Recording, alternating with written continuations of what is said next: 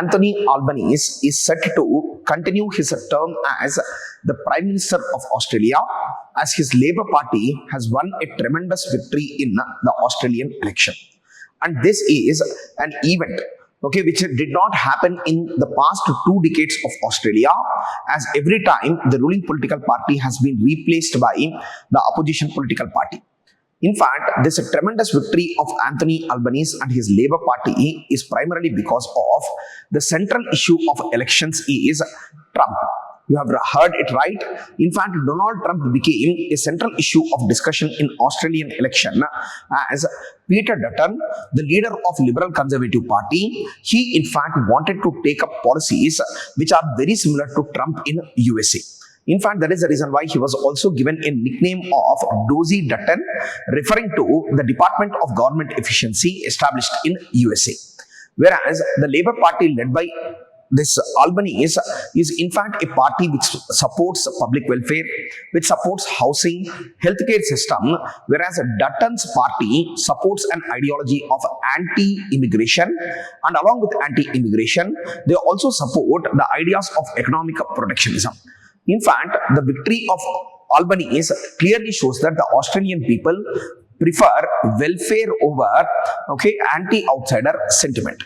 As the tensions between India and Pakistan are becoming more intense, Pakistan has test-fired a nuclear-powered missile called Abdali. This nuclear-powered missile Abdali had a range of 450 kilometers, and along with that, it is a surface-to-surface ballistic missile. And if you observe this, Pakistan's test firing is considered as a grave provocation by India, and in retaliation, the Indian government has suspended all linkages between India and Pakistan. In fact, as we know well that the Indian government over the past week has cancelled multiple types of visas which are issued to the Pakistani nationals who are residing in India. Then over and above that, now the Indian government stated that all postal and trade linkages between India and Pakistan would be completely suspended. And no good which is manufactured by Pakistan or exported by Pakistan into India would be permitted into the Indian territory is one more statement that has been made. And along with that, any ship which is carrying Pakistani flag will not be permitted into the Indian harbors and ports is one more statement which has been given by the Indian government. As the tensions are set to rise in the coming weeks, we have to wait and evaluate what kind of options that India and Pakistan are going to take in order to resolve the issue of terrorism between India and Pakistan. So we have to wait and see. Today marks 2 years of Manipur conflict. This is a conflict which is unlike any other. The primary reason for this is this conflict occurred in a tribal dominated state of India. And Manipur has, as a state, had 2 prominent communities. One is the Metis population, which is considered today as a plains tribe, and the Kuki and Jo population, which lives on the mountain tops. And in fact, this is a conflict which led to the death of more than 250 people. And along with the death of 250 people, it led to the displacement of more than 60,000 people who still remain in the relief camps. In fact, the conflict got triggered because of the extension of scheduled tribe status to the dominant Metis community in Manipur by the High Court of Manipur.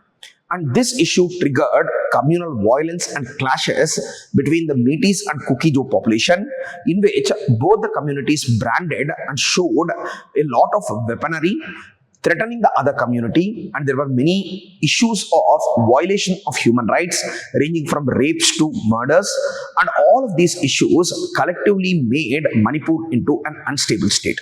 The state government, unable to handle the crisis, led to the imposition of the president rule over the state, and the president rule still continues, and the Metis population continues demanding that Manipur should remain independent and united state, whereas the Kuki-Jo population, they want separate status for themselves and separate administrative unit.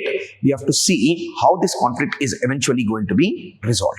The US State Department has announced that it has given a green signal to a defense deal between India and USA, that is for procurement of a software called C-Vision software for $131 million. In fact, This software is being backed by a company which is called as Hawkeye 360. And Hawkeye 360 has a constellation of satellites in the low Earth orbit. And these satellites provide complete maritime domain awareness to the Indian agencies.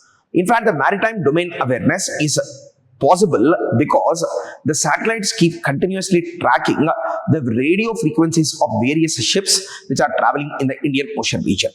And if the ship chooses to turn off its automatic identification system and try to go dark, then immediately the satellite's three-layer security system is going to trigger.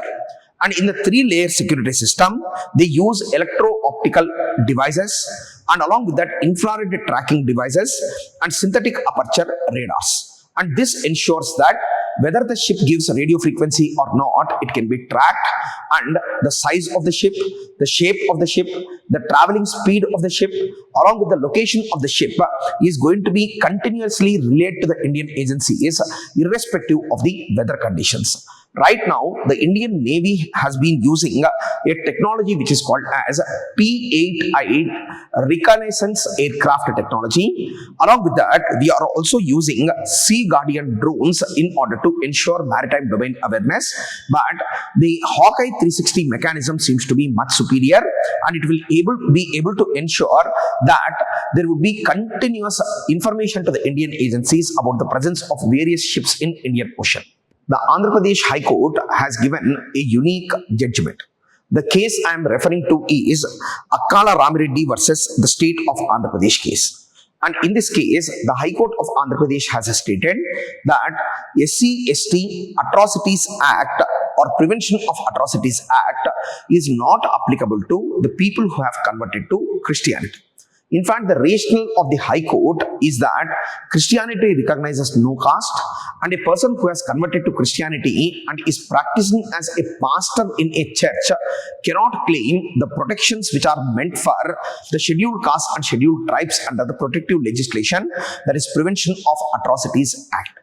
In fact, this judgment is very path-breaking, primarily because the defendant, that is the pastor, he was claiming that he belongs to the Hindu scheduled caste community because the Tahsildar has provided him certificate saying that he belongs to the scheduled caste. But the court has said that the facts of the case look very different because the person has already converted to Christianity and is in fact a preacher or a pastor in various churches across the state, because of which reason the protective legislation of Prevention of Atrocities Act doesn't hold for him. So this is a very, very important judgment, and most probably the matter will go to the Supreme Court and better review of the judgment is going to happen. But definitely this is a path-breaking judgment. Thank you.